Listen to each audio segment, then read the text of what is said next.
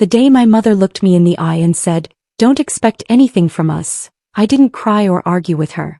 I just nodded because by then I'd learned that some people only see your value when you stop giving them what they don't deserve. But what she didn't know, what none of them knew, was that my grandfather had been watching everything. And he was about to make sure they never forgot it in a hurry. Before we get into the story, hit that like button if you've ever been the family member everyone underestimated and make you feel less of yourself. Drop a comment telling me where you're watching from and subscribe to the channel so you never miss our stories. Because what happened next changed everything in my family. My name is Amara Okoye, and for most of my life I was the daughter my parents forgot to celebrate. Not because I wasn't accomplished. I had a master's degree in clinical psychology, ran a private practice in Manchester, and owned a small but beautiful flat overlooking the canal. But in my family none of that mattered. What mattered was my brother, Khalid. Khalid was the golden child, the one who could do no wrong even when he did everything wrong. He dropped out of university twice, moved back home 4 times, and borrowed money he never repaid from everyone in the family. And yet my parents treated him like he'd hung the moon. Meanwhile, I was just Amara, the reliable one, the one who never needed help, the one they could safely ignore. Growing up, I learned to live in the spaces between their attention. When Khalid got a new car for his 18th birthday, I got a card with £20 inside. When he needed money for his business ideas, my parents emptied their savings. When I graduated top of my class, they missed the ceremony because Khalid had a dentist appointment. I stopped expecting fairness a long time ago. I built my life quietly without asking them for anything. My practice thrived because I poured everything into it. Every hurt, every disappointment, and every moment I wasn't enough for them went into helping other people heal. Ironic, isn't it? I became a therapist because I understood what it felt like to be invisible. But there was one person who always saw me. My grandfather, Ibrahim. Grandpa Ibrahim was a man of few words but infinite presence. He'd immigrated to England in the 70s, worked as a civil engineer, and built a life from nothing. He was the kind of man who noticed everything. The way my mother's voice changed when she talked about Khalid versus when she talked about me, the way my father looked past me at family dinners, the way I smiled too quickly to cover the hurt. He never said much about it, but I could see it in his eyes. He knew what was going on. The breaking point came 3 months before everything changed. It was my parents' 40th wedding anniversary, and they were planning a big celebration. My mother called me on a Tuesday evening, her voice bright and busy. "Amara, darling, we need to talk about the anniversary party." I was at my desk, finishing notes from a session. "Of course, Mum. What do you need?" "Well, Khalid's going to give a speech, and we thought it would be lovely if you helped organize the catering. You're so good at those practical things." I paused, pen hovering over my notepad. "What about me giving a speech?" Silence. Then a small laugh. "Oh, sweetheart, you know how you get nervous in front of crowds. Let's leave the speaking to Khalid. He's so natural at it." Something in my chest tightened. "I'm a therapist, Mum. I speak in front of people every day." "That's different, dear. Anyway, can you handle the catering? We're thinking maybe 200 people. 200 people. A party that size would cost thousands to cater, and I knew exactly who they expected to pay for it." "How much is the budget?" I asked carefully. Another pause. "Well, we were hoping you could cover it. As your gift to us. Khalid's already contributing so much with the speech and the photo slideshow." My jaw clenched. A speech and a slideshow. Yes, and it's a lot of work for him, Amara. He's been so stressed. We don't want to burden him with financial things too. I closed my eyes. Khalid, who lived rent-free in their house. Khalid, who they just bought a new laptop for. Khalid, who hadn't held a steady job in 2 years. "I'll think about it," I said quietly. "Don't think too long, dear. We need to confirm numbers." She hung up before I could respond. I sat there in my quiet flat, staring at the canal outside my window, and felt something shift inside me. It wasn't anger, it was clear. The kind of clarity that comes when you finally stop making excuses for people who don't see or care about you. 2 weeks later, I met my parents for lunch at a cafe near their house. Khalid was there too, scrolling through his phone while my mother fussed over him, making sure his coffee was the right temperature. "So, Amara," my father said, not looking up from his newspaper. "Have you sorted the catering?" I placed my hands flat on the table. "I'm not paying for the catering." My mother's head snapped up. "What?" she said. "I'm not paying for it," I repeated, keeping my voice steady. If you want me to help organize it, I'm happy to. But I'm not covering the cost. Khalid finally looked up from his phone, smirking. Bit tight, aren't you? It's their anniversary. I ignored him and kept my eyes on my parents. I have bills, a mortgage and a business to run. I can't drop several £1,000s on a party. My father folded his newspaper slowly and said, We raised you, Amar. Fed you, clothed you, put a roof over your head. And you can't do this one thing for us. The words hit like stones. You did the same for Khalid. Khalid contributes in other ways, my mother said, her voice turning cold. He's here for us. He helps around the house. I stared at her. Khalid, who I knew for a fact spent most of his days gaming and sleeping. Khalid, who they still did laundry for at 32. I see, I said softly. My mother leaned forward, her eyes hard. You've always been selfish, Amara. Ever since you were little. Always thinking about yourself. The cafe noise faded into the background. I heard my own heartbeat in my ears. Selfish, I repeated. Yes, she said firmly. You moved out, barely visited, never offered to help. And now when we ask for one thing, you refuse. I felt something crack inside me, small but irreparable. Don't expect anything from us, my mother said, her voice quiet but final. If you can't be there for family, don't expect family to be there for you. Khalid snorted. My father nodded in agreement. I stood up slowly, picked up my bag and left without another word.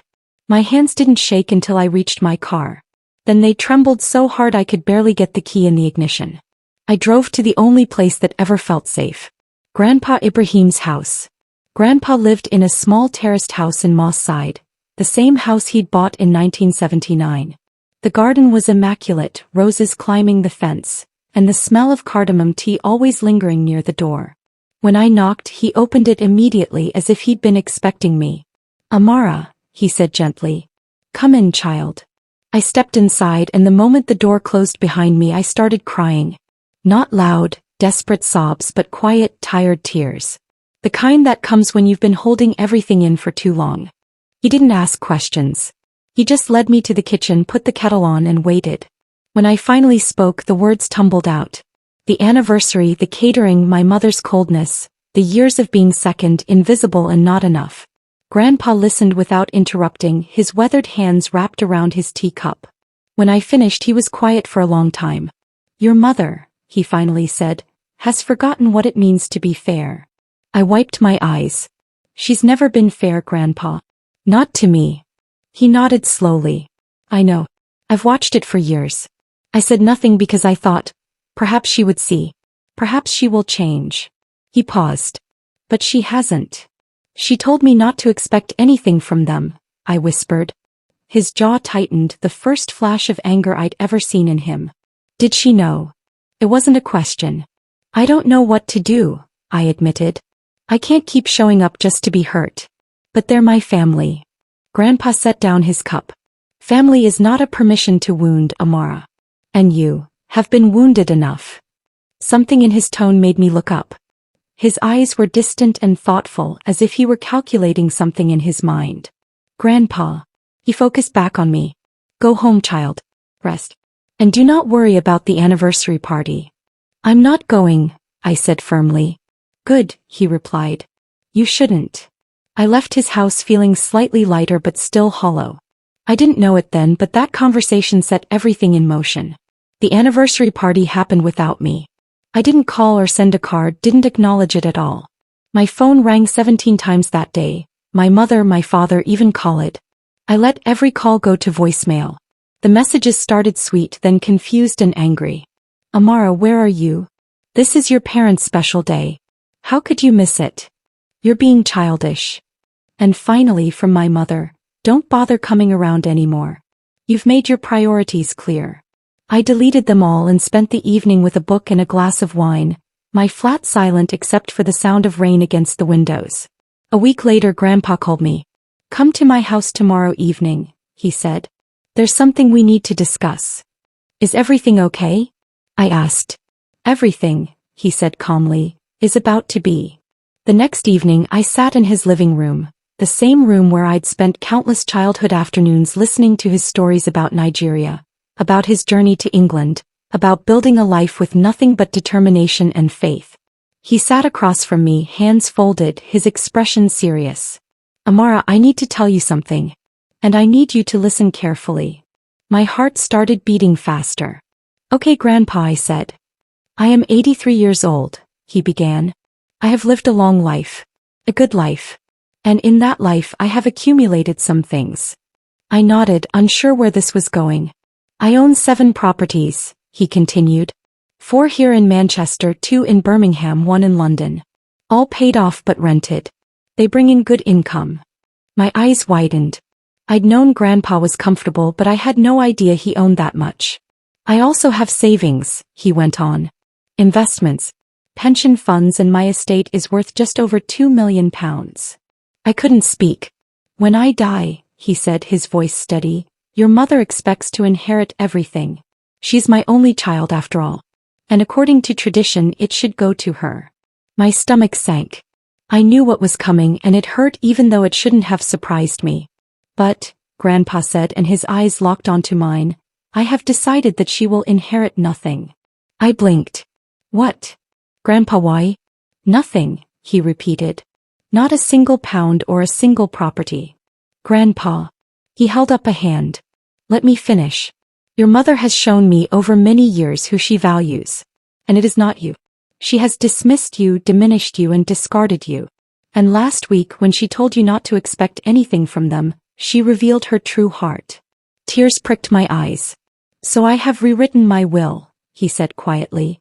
Everything, every property, every account, and every possession goes to you. The room tilted. Grandpa, I can't. You can, he said firmly. And you will. Because you are the one who deserves it. You are the one who built a life without asking for handouts. You are the one who sees people, who helps people, who understands what it means to struggle and still rise. But Mum.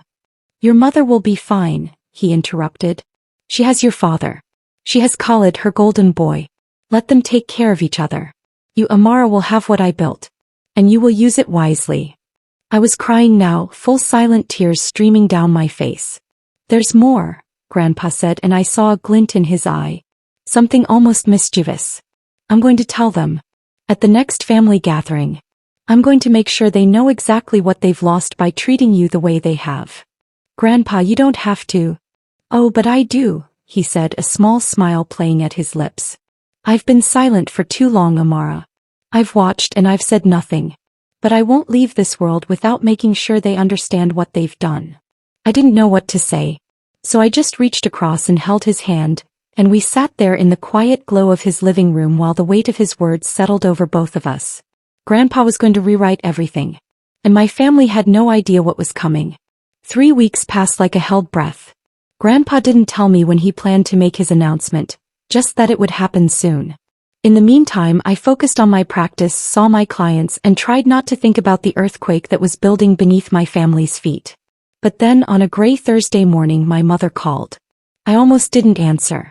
But something, maybe curiosity, maybe a dark sense of anticipation, made me pick up. Amara, she said, her voice stiff. Your grandfather has invited the whole family to lunch on Sunday. He says it's important. My pulse quickened. Did he say why? No, she replied, suspicion threading through her words. But he was very insistent that everyone be there. Including you. I paused, letting her wait. I'll think about it. Amara, she said sharply. He's 83. If he's asking for the family to gather, you come. Understood.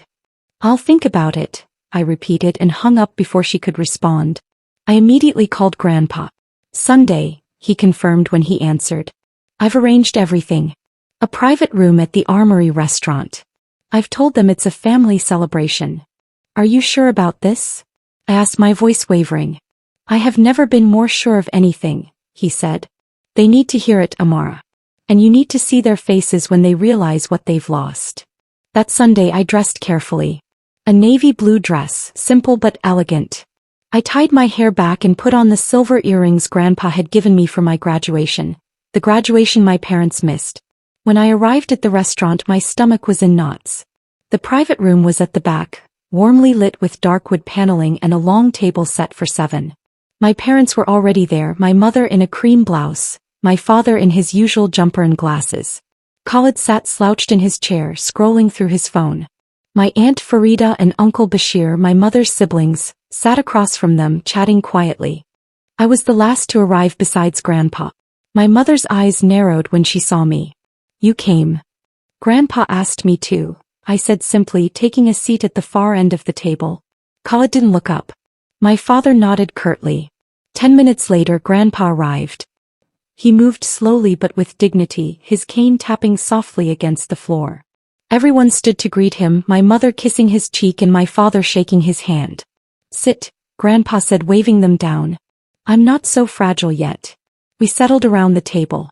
A waiter poured water and took drink orders. The room hummed with awkward small talk, everyone wondering why they'd been summoned. Finally, after the appetizers were served, Grandpa cleared his throat. I've asked you all here today because there's something I need to say, he began, his voice calm but commanding. Something that can't wait any longer. My mother leaned forward, smiling indulgently. What is it, Baba? Are you all right? I'm fine, he said. Better than fine, actually. Because I've made a decision that brings me great peace. Everyone waited. Grandpa's eyes swept the table, landing briefly on me before moving to my mother. I've rewritten my will, he said. The room went very still. My mother's smile froze. Oh. Yes, Grandpa continued. I thought long and hard about how to divide my estate. About who has earned it and who hasn't. My Uncle Bashir shifted uncomfortably. My Aunt Farida set down her fork. Baba, my mother said carefully, this doesn't seem like the place to discuss. It's exactly the place, Grandpa interrupted. Because I want everyone to hear this. I want there to be no confusion. Khalid finally looked up from his phone. Grandpa folded his hands on the table. I own 7 properties. 4 in Manchester, 2 in Birmingham, 1 in London. I have savings, investments and pension funds. My estate is worth approximately £2 million.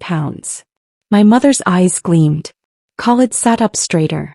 And I've decided, Grandpa said, his voice like iron, that it will all go to Amara. There was silence. Complete and suffocating silence. My mother's face went white. Every property, every account and every possession, Grandpa said. It all goes to Amara. My only grandchild who built a life without begging. My only grandchild who saw me as a person, not a wallet. Baba, you can't be serious, my mother whispered, her voice shaking. I am completely serious, he replied. And I've already had the documents drawn up and signed. It's done. Khalid slammed his hand on the table. This is insane. I'm your grandson too. Grandpa turned to him slowly. Are you? When was the last time you visited me without your mother dragging you along? When was the last time you called just to talk? Khalid's mouth opened and closed. My father leaned forward. Ibrahim, this is a family matter. It should be discussed privately. No, Grandpa said. This is exactly where it needed to happen. Because for years I've watched this family treat Amara like she was worth less than nothing. I've watched you ignore her, dismiss her and take her for granted. My mother's eyes filled with tears. That's not true. Isn't it? Grandpa's voice rose slightly. When was the last time you celebrated her? When was the last time you asked about her work, her life and her dreams? When was the last time you told her you were proud of her? My mother couldn't answer. But Khalid, Grandpa continued, his tone biting, Khalid, you celebrate him for breathing. Khalid, who lives in your house rent-free. Khalid, who hasn't worked a full year in his life. But you throw parties for him, you defend and enable and worship him. Khalid's face turned red. I'm building something. I'm working on projects. You're doing nothing, Grandpa said flatly. And you've been doing nothing for years because your parents let you. My mother stood abruptly, tears streaming down her face. How can you do this to me? I'm your daughter. And Amara is my granddaughter, Grandpa said, his voice softening slightly. The one you told just weeks ago not to expect anything from you. The one you called selfish for not paying for your anniversary party. The one you've spent a lifetime making feel invisible. My mother turned to me, her face twisted with anger and hurt. You did this. You poisoned him against us. I met her gaze steadily. I didn't say a word, Mum. I didn't have to. He saw it all himself. You ungrateful. Enough, Grandpa snapped, his cane hitting the floor. You will not speak to her that way. Not now. Not ever again. My mother sank back into her chair, sobbing into her hands. My father stared at the table, his jaw clenched. Khalid looked between them, panic dawning in his eyes as he realized the gravy train was about to derail. Aunt Farida spoke quietly. Baba, are you sure about this? Family rifts like this, they don't heal. Grandpa looked at her kindly. Some rifts need to happen, Farida. Some wounds need air to heal. And Amara has been wounded long enough. He stood slowly, leaning on his cane. I've said what I needed to say. Amara, walk me to my car. I stood, my legs shaky, and took his arm. As we left the room, I heard my mother's sobs grow louder, Khalid's angry muttering, my father's low, furious voice. Outside, the air was cool and sharp. Grandpa stopped by his car and turned to me. You all right? He asked. I nodded, though tears were sliding down my face. Thank you, Grandpa. He cupped my cheek gently. You never needed their approval, Amara. But you deserved their love. Since they couldn't give it to you, I'll make sure you have the security to build a life where you never need to ask for it. I hugged him tightly, breathing in the familiar scent of his cologne and cardamom. I love you, Grandpa. I love you, child. More than you'll ever know. He drove away and I stood in the car park, the sounds of my family's meltdown muffled behind restaurant walls, feeling both shattered and strangely, impossibly free. The aftermath came in waves. First the calls. My phone exploded with voicemails, texts, and missed calls. My mother hysterical and begging. My father cold and accusing. Khalid furious and entitled. Even my aunt and uncle reached out, trying to play peacemaker, suggesting I do the right thing and split the inheritance. I didn't respond to any of them. Then came the letters. Actual handwritten letters delivered to my flat, to my office, even to Grandpa's house. Some were guilt trips.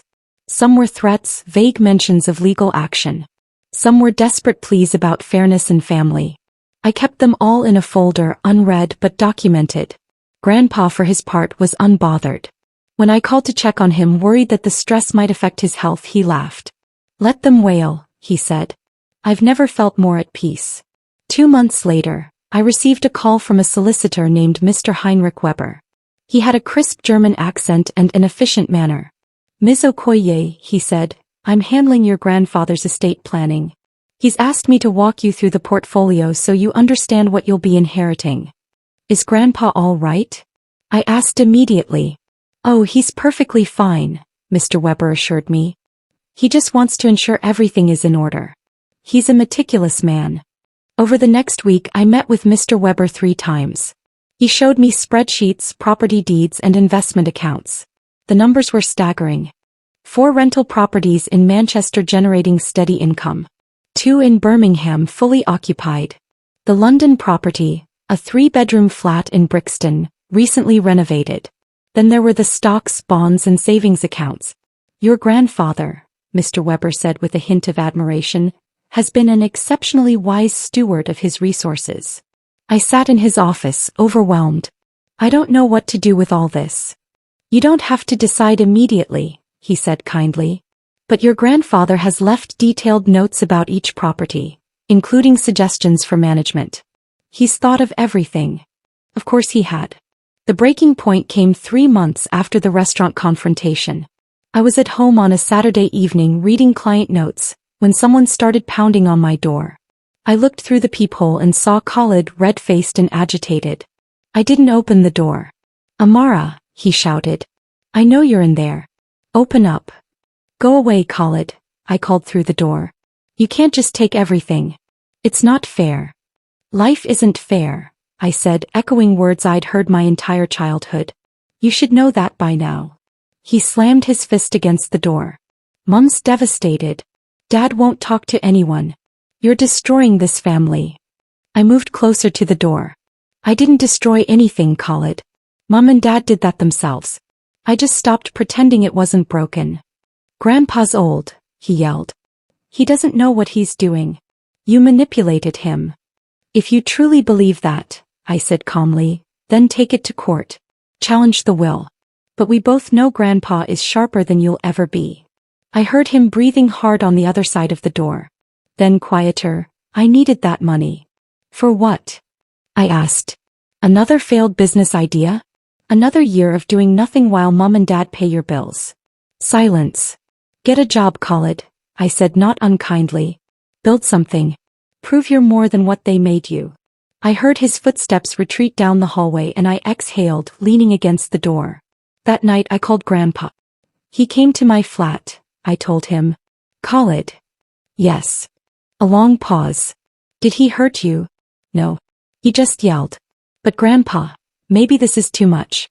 Maybe I should. Amara, he interrupted gently. Do you know why I'm doing this? Because they treated me badly? No, he said. Because they never saw who you really are. And I need to make sure that when I'm gone, you have the foundation to be that person without anyone ever making you small again. My throat tightened. Stand firm, he said. This is not cruelty. This is justice. 6 months after the restaurant, Grandpa's health began to decline. Nothing dramatic, just the slow winding down of a life well lived. I visited him 3 times a week, bringing meals, reading him the news, sitting in comfortable silence. My mother tried to visit once. I was there when she arrived, her face drawn and tired. Baba, she said, tears already forming. Please. I'm your daughter. You can't cut me out like this. Grandpa looked at her for a long moment. You cut yourself out, Zainab. When you chose again and again to see only one of your children. When you made your love conditional on convenience. I love Amara, she protested. Do you? Grandpa asked quietly. Because love doesn't look like what you showed her. Love doesn't say, don't expect anything from us. Love doesn't erase someone's accomplishments because they're not dramatic enough. My mother looked at me, her eyes pleading. Tell him, Amara. Tell him it wasn't like that. I met her gaze and felt nothing. Not anger or sadness. Just a quiet, distant calm. It was exactly like that, Mum, I said softly. And you know it. She left crying. Grandpa died on a Tuesday morning in April, peacefully in his sleep. I was the one who found him, arriving for our usual visit with fresh bread and honey. He looked serene, his hands folded over his chest, as if he'd simply decided it was time and slipped away with dignity intact. I sat beside his bed and held his hand and I cried. Not for the inheritance or for the revenge, but for the loss of the only person who'd ever truly seen me. The funeral was small. My mother and father attended, sitting stiffly in the back row. Khalid didn't come. Aunt Farida and Uncle Bashir were there, kind and respectful. At the reception afterward, my mother approached me. We need to talk about the will, she said, her voice hollow. There's nothing to talk about, I replied. Amara, please. We're family.